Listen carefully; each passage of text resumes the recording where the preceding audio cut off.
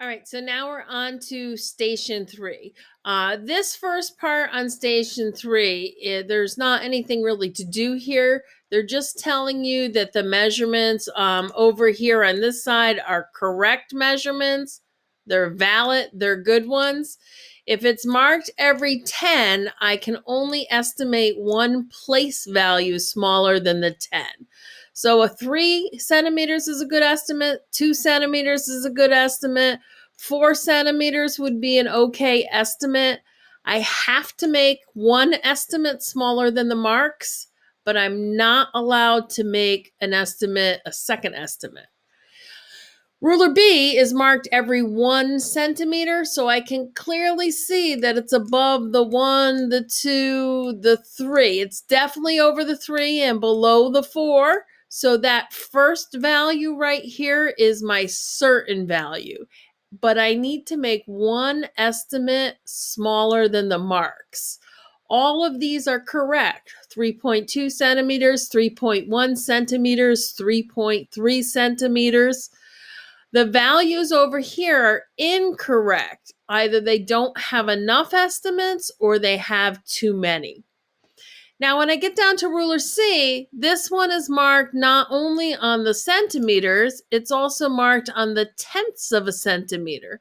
So I have to make an estimate in that hundredths place value.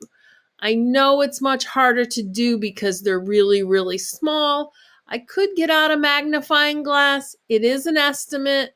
Part of what you're telling somebody when you write that estimate is that the ruler was marked every tenth of a centimeter. So you record it, an estimate in the hundredths value. Once you kind of wrap your mind around that, they give you some questions here using those rulers A, B, and C, and they talk about whether they've rounded them correctly or recorded the correct significant figures. Then we got some practices. I did make a video about line 1. It is a little shaky. I'm sorry about that. It was hard to hold the video camera and move the rulers at the same time. But just do your best to kind of get an estimate those for ruler 1 using A, B, and C. And then I do go down, oops, a little too far, and use the plastic ruler to do line 1. I did not bother to do lines 2 and 3 in the makeup data. So just watch that video and do what you can. This is the thermometer. The tricky part here is when you read this thing off and you read this first thermometer and you tell Mrs. Peterson, oh, it's 30.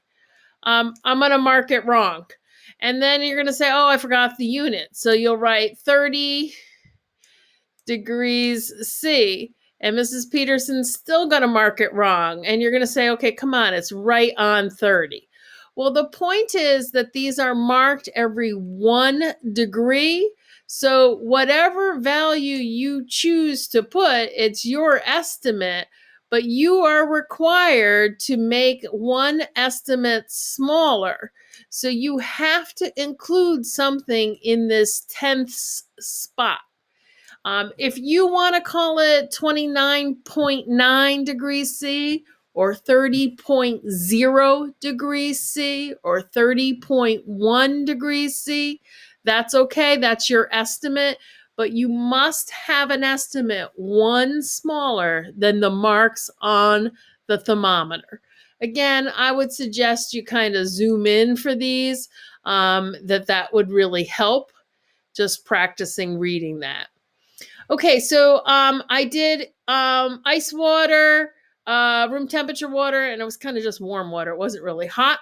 I did make a little video of this so that you could write down the temperatures here. Remember, in this case, they're using digital equipment. So the estimate is made for you.